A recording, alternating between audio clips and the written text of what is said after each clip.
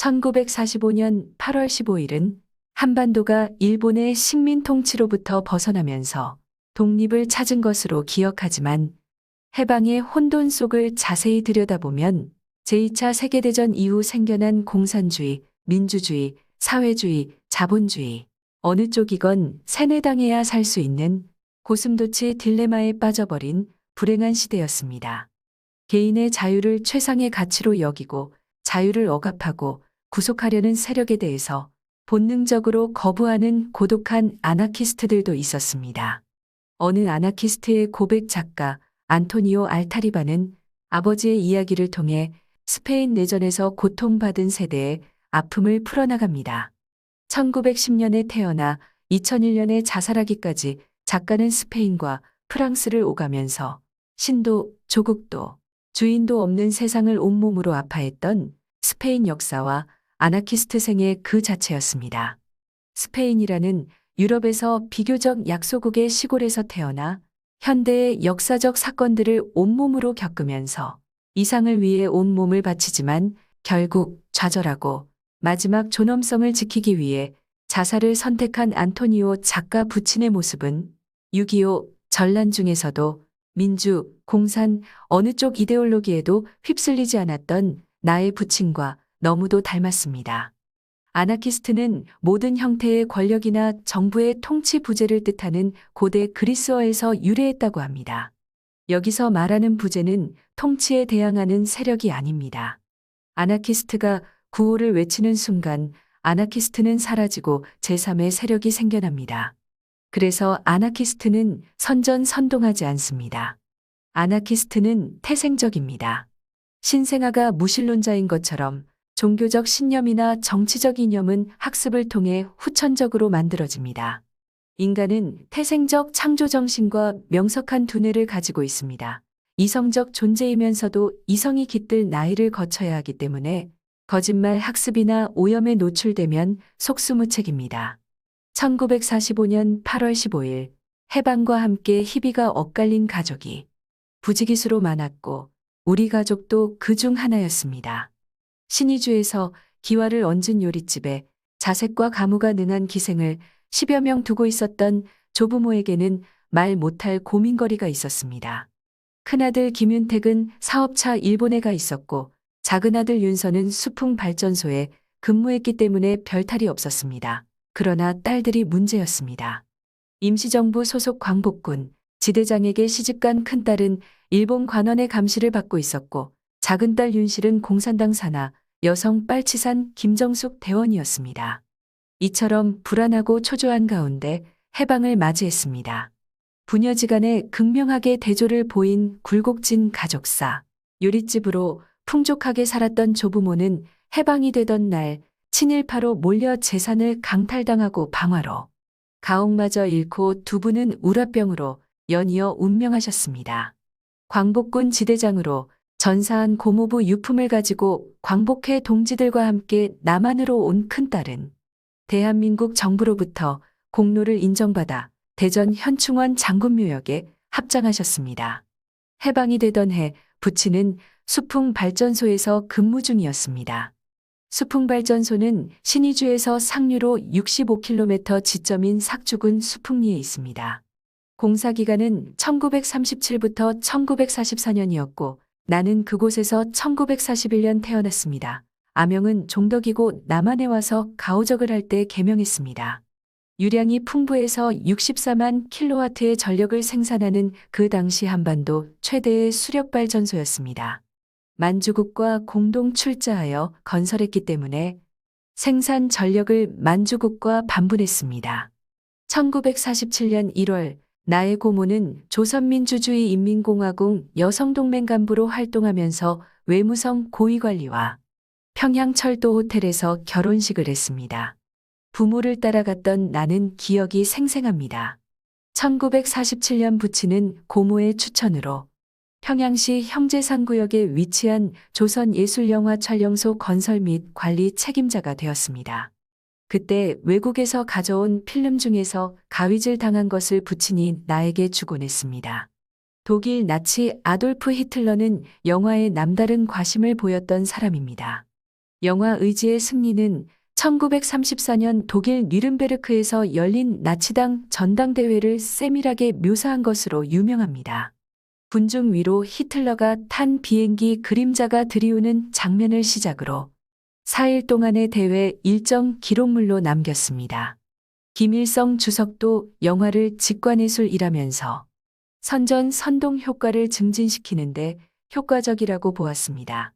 인터넷을 검색하니까 1947년 2월 6일 국립영화촬영소가 창립되었고 6.25 전쟁으로 파괴된 건물과 촬영시설을 1957년 근대적 기술 설비와 관리시설로 확장하였다는 사실을 알았습니다. 인터넷 검색을 하다가 빛바랜 사진 속 반가운 얼굴도 찾아내고 환호성을 질렀습니다. 1948년 8월 7일 강원도 화진포 앞바다에서 촬영한 김일성 주석과 부인 김정숙 그리고 여성 빨치산 대원들 사진입니다. 사진 가운데 줄 오른쪽에서 첫 번째 아이가 김정일. 어깨 동무한 아이는 소련군정 사령관 레베데프 소장 아들. 레베데프 뒤쪽이 소장 부인. 왼쪽이 김정숙. 그 앞이 김정일 누이 김경희. 맨 좌측 아이를 안고 있는 여성이 내 기억에도 생생한 나의 고모였습니다. 인터넷 검색으로 조선인민군을 창군하고 2년이 되던 1950년 6월 25일 새벽 4시 인민군은 242대의 탱크를 앞세우고 38선을 넘어 오전 9시경 개성의 국군 방어선이 무너지고 당일 오전 동두천과 포천을 함락했으며 인민군 주력 부대는 중국 내전에 참여했던 5만여 명의 조선족이었다는 사실도 알게 되었습니다. 6월 28일 새벽 서울이 점령되고 낙동강까지 남아있던 인민군은 메가더 인천 상륙작전으로 9월 15일 새벽 5시 미제오 해병연대 3대대가 탱크 9대를 앞세우고 월미도에 상륙. 2시간 만에 인천을 장악했습니다. 유엔군은 부상자 7명 뿐이지만 인민군은 전사자 108명, 포로 106명이었습니다. 인민군이 38선에서 낙동강 방어선까지 진격하는데 81일 걸렸지만 인천 상륙작전 이후 유엔군은 38선까지 15일밖에 걸리지 않았습니다. 유엔군은 서울을 빼앗기고 3개월 만인 9월 28일 되찾았으며 동부전선에서는 10월 10일 원산을 점령했습니다. 6.25 남침 이후 109일 만에 평양을 포기한 김일성. 10월 12일 평양을 출발한 김일성은 10월 14일 덕천으로 이동했습니다. 중국인민지원군 총사령관 펑더하이가 10월 18일 압록강 넘어 참전하면서 10월 20일 김일성과 펑더하이가 강계에서 회담을 가졌습니다. 10월 19일 유엔군이 평양을 점령하고 10월 26일 청천강 북부와 압록강 초상까지 유엔군이 진격했습니다. 10월 12일 김일성이 평양을 포기하던 날 야심한 시각 비상 라이트를 켠 트럭이 형제상구역의 영화촬영소 관사에 도착하고 트럭에서 내린 고모가 중국 당동으로 간다면서 함께 가자고 했습니다. 날래 탓이라요. 내래 안 가갔어. 안 가갔으면 우리 집에 가주시라요. 기케하마 고모가 트럭을 타고 중국 당동으로 피난을 간 다음 날 우리는 형제상구역에서 본평양 시내 중심가로 왔습니다. 김일성은 평양 사수를 지시하지 않았습니다. 10월 19일 유엔군이 평양을 점령하기까지 7일 동안 유엔군 폭격도 없었으며 일상생활에 아무런 문제가 없었습니다. 1950년 10월 19일 유엔군과 국군 1사단 12연대가 대동교 동쪽 100m 지점에 있는 동평양 선교리에 도달할 무렵이었던 오전 11시경 대기 중이던 인민군 폭파부대가 인도교와 철교 그리고 수도교를 폭파하고 도주하면서 소규모 전투가 있었지만 평양 시민이 생명의 위험을 느낄 정도는 아니었습니다. 1950년 10월 평양 하늘은 맑고 쾌청. 포로로 잡혀있던 미군 병사들이 풀려나서 평양 시민들과 어깨동무하고 거리를 활보하면서 무혈 입성하는 유엔군과 국군을 환영했습니다. 유엔군과 국군이 대동강을 도하하기 위해서는 부교가 만들어질 때까지 지체가 불가피했습니다. 10월 20일 미제 453건설 공병단이 새벽부터 오전까지 부교를 가설했으며 유엔군 도강 이후 평양 시민들도 이용할 수 있도록 개방했습니다. 평양은 대동강을 기준으로 북서쪽의 본평양과 동남쪽의 동평양으로 나눠집니다. 조선 총독부 주요 시설은 대부분 본평양에 있었기 때문에 본평양은 북한의 심장부와 같은 곳이었습니다. 평양시청 광장 바로 옆 고모집은 일본 고위관리가 살던 2층 양옥이었습니다. 정원수와 작은 연못이 있었고 상수도 시설도 갖추고 있었습니다. 수도꼭지를 보던 부친이 갑자기 바로 이거야 하면서 소리를 질렀습니다. 능라도 수도다리 폭파 이후 본평양 시민은 식수와 생활용수 부족으로 고통을 겪고 있었습니다. 부친은 급히 평양시청으로 달려갔습니다. 그날 오후 도무지 믿을 수 없는 엄청난 일이 벌어졌습니다. 은행에 있어야 할 지폐를 가마니에 담아 소달구지 3대에 싣고 부친이 집으로 가져왔습니다. 상상조차 할 수 없었던 일입니다. 돈벼락을 맞은 거나 마찬가지였습니다. 그날부터 무장한 2명의 치안대원이 우리 집 보초를 서기 시작했습니다. 한반도가 통일되면 사용하려고 조선중앙은행에는 새로 발행한 지폐가 많이 있었습니다. 부친이 그것을 모두 가지고 왔던 것이고 꼬마였던 나는 거실과 방 안에 차곡차곡 쌓인 돈 가마니를 오르락내리락 하면서 신나게 놀았습니다. 부친이 당시 평양 위수사령관이었던 프랭크 밀번 소장을 만나려고 평양시청에 갔을 때 램피가 가로막더라고 했습니다. 때마침 통역관이 지나가다가 무슨 일이냐고 물었고 폭파된 수도다리 복구 문제를 위수사령관과 상의하려고 왔다고 말하니까 통역관이 소장을 만나게 해주었다고 합니다. 소장을 만난 자리에서 나는 압록강 수풍발전소에 근무했던 기술자이고 철골 구조물을 설치하는 한성한명회사 대표이며 수도다리 복구 공사에 필요한 기술자도 얼마든지 동원할 수 있다는 취지의 말을 했다고 합니다. 밀번 소장은 마치 기다리고 있던 사람처럼 그 자리서 승낙을 했고 폐쇄령을 내린 조선중앙은행 돈을 가져가서 공사를 시작하라면서 어깨를 두드려 주기까지 했다고 합니다. 밀번 소장은 평양 위수사령관이라서 질서 유지 차원에서 이미 치안대를 만들도록 지시를 내린 바 있었고 평양 시민의 경제 활성화도 모색 중에 있었음이 분명합니다. 능라도 수도다리 복구 공사가 무엇보다도 시급하다는 사실도 알고 있었을 것으로 추측할 수 있습니다. 나는 밀번 소장에 대한 궁금증을 해소하려고 인터넷 검색을 하던 중 그 당시 국군 사단장이었던 백선엽의 자서전 징비록에서 다음과 같은 기사를 읽었습니다.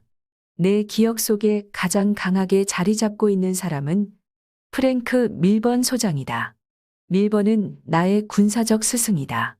적의 공격 앞에 궁지에 몰리다가 반격에 기회를 잡기 시작한 낙동강 전선에서 그를 처음 만났다.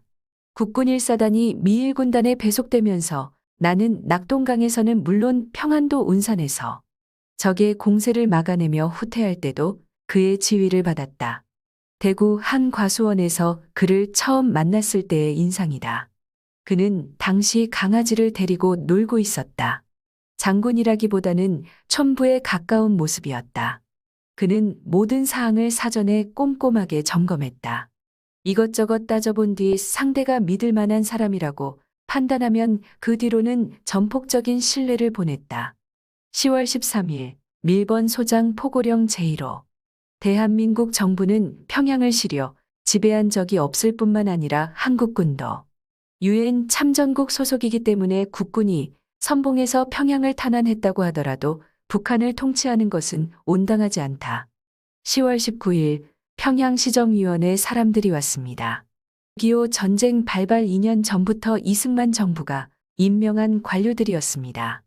평양시장 임정득, 부시장 우재순, 오진환, 경찰서장 김영일, 소방, 보건, 후생, 사회, 교통, 재정 및 농상, 법무, 문교부 책임자 등 132명 명단이 대자보로 나붙었습니다. 그들이 앞장서서 평양 시민을 동원했기 때문에 10월 27일 이승만 대통령 환영 행사를 성대하게 할 수 있었습니다. 그들이 할 수 있는 일은 거기까지였습니다. 이승만은 개인 자격으로 평양에 왔습니다. 밀번 소장이 허락하지 않았기 때문에 평양시청의 사무실이 텅텅 비어 있는데도 사용하지 못하고 어느 여관에 평양시정위원회 간판을 걸고 무의도식하는 신세가 되고 말았습니다. 유엔 결의안을 잘 알고 있으면서도 정치쇼를 한 이승만. 유엔 총회 임시위원회의 소총회에서도 10월 7일 유엔 총회가 결의한 내용을 12일 재확인하는 공문을 보낸 바 있습니다. 그런데도 이승만은 10월 25일 평양에 와서 북한 주민의 안전과 복지 추진, 질병 예방, 생필품 제공, 생산 활동의 조기 복귀 추진, 이북의 주민과 관료들의 보복을 미연에 차단하고 미군에 의한 군사법정의 설치 및 북한 화폐의 계속, 유통을 실시하겠다고 말했습니다. 미행 정부와 유엔에서는 남한 정부가 한반도 전역을 합법적이고 효율적으로 통치하라고 공식적으로 인정한 일이 없었기 때문에 이승만 연설은 아무런 의미가 없었습니다. 그 당시 나는 10살이었고 군중 후미에서 종군 기자들이 사진을 촬영하는 모습을 유심히 보고 있었습니다. 그때 어린 내 모습이 틀림없는 사진도 인터넷 검색으로 찾아냈습니다. 유엔군 북진 소식을 알린 평양특파원, 동아일보 김진섭 기자가 쓴 기사도 국립도서관에서 찾아냈습니다. 서부전선에서 북진 중인 유엔군과 국군은 1950년 10월 19일 평양 탄환에 이어 26일 압록강변의 초산에 도착하였다. 청천강 전면으로부터 적을 완전히 봉쇄하고 박천 전방 십수천에 진출하는 한편 측면으로는 중부전선과 동부전선에서 서부로 향하는 우군부대와 만나면서 11월 15일 새벽 평원선을 완전히 장악하였다. 동부전선에서도 10월 12일 원산과 함흥을 점령한 유엔군과 국군은 개마공원을 비롯하여 해산진과 청진도 점령하였다. 경향신문 특파원이 쓴 1950년 18일과 19일 평양의 이모저모 기사도 찾아냈습니다. 국군이 평양에 진주하자마자 인프라 복구에 힘써 수돗물이 11월 10일부터 나오기 시작했으며 전기도 20일부터 공급된다고 함. 평양 시내를 지나는 전차는 전기가 들어오지 않아서 운행을 하지 못함. 화폐는 임시적으로 북한 돈과 남한 돈을 동시에 사용하고 있지만 평양 시민들은 남한 돈을 더 환영하며 조선중앙은행은 11월 20일 현재도 개업하지 않았음. 경의선 철도는 서울에서 동평양까지 이미 개통되었으며 평양과 신의주, 평양과 개천, 평양과 진남포 복구공사도 순조롭게 진행되고 있으며 앞으로 2주 정도면 여객 수송이 가능하다고 합. 학교는 아직 개교하지 않았음. 과거 교사들은 대부분 열성 공산당원이라 도망을 가기도 했고 교재가 없어서 열고 싶어도 열 수 없는 형편임. 평양의 이모저모, 경향신문 기자가 몰랐던 시국 이야기. 1945년 8월 말까지 38선 이북 지역을 점령한 소련은 기존의 조선은행 평양지점에 계산소를 설치하고 1946년 1월 기타 지역에 있던 조선은행 지점을 바탕으로 조선중앙은행을 설립하였습니다. 같은 해 8월 발표된 주요 산업 국유화법에 따라 은행을 국유화하고 1946년 10월 29일 소련 관리에서 벗어나 조선중앙은행이 정식으로 출범하면서 한반도 통일에 대비하여 지폐를 많이 확보했습니다. 1950년 11월 20일자 경향신문에 조선중앙은행이 개업하지 않았다고 했는데 밀번 소장이 부친에게 돈을 가져가라고 한 다음 은행 폐쇄령을 내렸기 때문이었습니다. 부친은 가지고 온 돈으로 수도다리 복구공사를 시작하면서 철도, 전기 등 적시적소의 돈을 나누어 주면서 인프라 구축에 노력했기 때문에 경제가 빠르게 회복될 수 있었습니다. 10월 25일부터 본격적으로 참전하게 된 중공군은 이미 10월 19일 30만 명이 압록강을 건너 한반도에 들어와 있었습니다. 10월 19일 유엔군은 평양을 점령하고 46일이 되는 12월 4일 평양을 포기하고 후퇴했습니다. 미국 대통령 트루먼은 중국의 참전을 예상하고 38선까지만 진격하라고 명령한 바 있었습니다. 그런데도 메가더와 이승만이 북침을 고집하는 바람에 중공군이 개입하게 되었다고 합니다. 부친은 대동강 부교를 건설한 미제 453건설 공병단과 능라도 수도교 복구공사 업무상 인연이 쌓여 친밀한 관계였습니다.